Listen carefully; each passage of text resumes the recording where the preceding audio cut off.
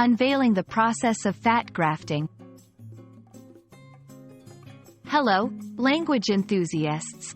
Today, we're diving into the medical world to understand the phrase, fat grafting. This procedure is not just a medical term but also a window into how English phrases can encapsulate complex ideas in a few words. Let's unravel this term together. Fat grafting is a two-word phrase combining fat, which refers to the fatty tissue in our bodies, and grafting, a medical term for transplanting tissue. When combined, it describes a surgical procedure where fat is moved from one part of the body to another. It's a common technique in cosmetic and reconstructive surgery. This procedure serves various purposes.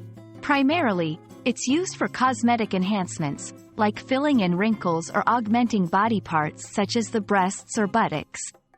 It's also essential in reconstructive surgery, helping to repair areas damaged by trauma or surgery, by adding volume and contours to the body.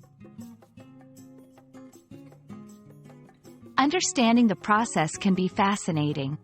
Fat grafting involves three main steps: harvesting, where fat is collected from a part of the body with excess fat; purification and transfer, where the fat is prepared for transplant; and placement, where the fat is injected into the target area. This simple phrase hides a complex, multi-step surgical process.